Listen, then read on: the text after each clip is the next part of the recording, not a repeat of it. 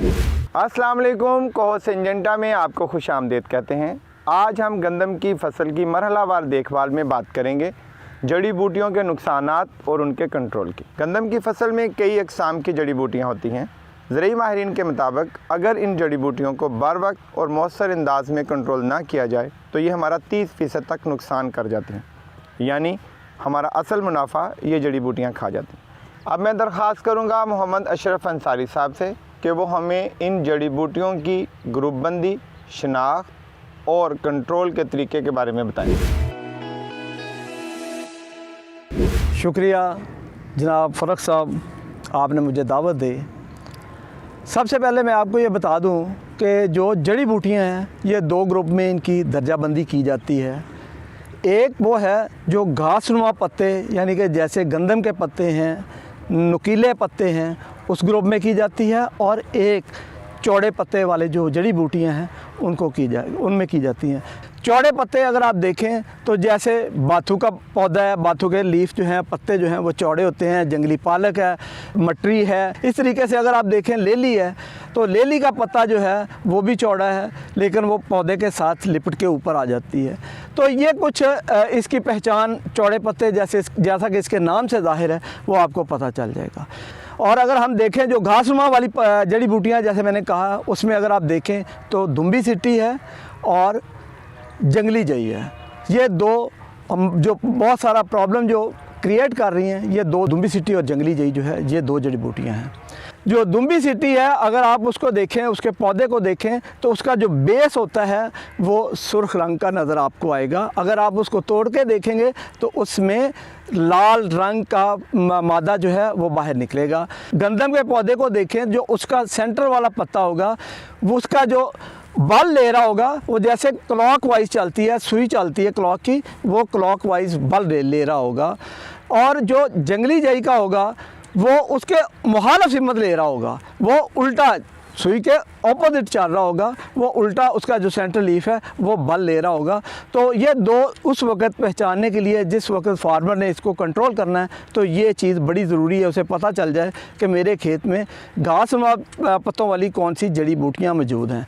अपने खेत की हालत को देखते हुए, जड़ी बूटियों को देखते हुए हमें इसके कंट्रोल के तरीके पर जाना है। अब मैं आपसे दरख्वास्त करूँगा कि आप हमें बताएँ कि ऐसे खेत जिनमें चौड़े पत्ते वाली जड़ी बूटियाँ और घासनुमा जड़ी बूटियाँ दोनों मौजूद हों, इन जड़ी बूटियों को कंट्रोल करने के लिए हमारे काश्तकारों को क्या करना चाहिए?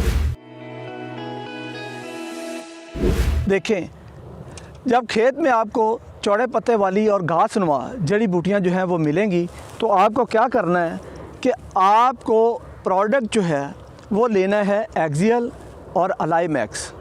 एक्सियल और अलाइमैक्स को टैंक मिक्स करना है। जो जड़ी बूटियाँ हैं दुम्बी सिट्टी और जंगली जई के लिए वही एक्सियल की मिकदार जो है वो 330 रखनी है, और चौड़े पत्ते वाली जो जड़ी बूटियाँ हैं उसके लिए मैंने अलाइमैक्स को बताया कि अलाइमैक्स जो है उसको आपने 14 ग्राम जो है वो लेना है। अब इनको सबसे इम्पॉर्टेंट चीज़ है कि इनको मिक्स कैसे करना है, तरीक़ाकार क्या है इसको टैंक मिक्स बनाने का। तो उसका तरीक़ाकार ये है कि देखें, एक जो है वो पाउडर है, एक जो है वो है लिक्विड। सबसे पहले आपने जो पाउडर है अलाइमैक्स जो है उसको एक बाल्टी में, एक डब्बे में हल करके फिर आपने उसको टैंकी में डालना है। उसके बाद में आपने जो एक्सियल है, क्योंकि वो लिक्विड है, उसको एक अलग डब्बे में हल करके फिर आपने उसको टैंकी में डालना है। इस तरीके से आपने इसका टैंक मिक्स जो है वो बनाना है। जड़ी बूटियों की स्टेज है, जो हालत है वो 2 से 4 पत्ते की हालत में होनी चाहिए।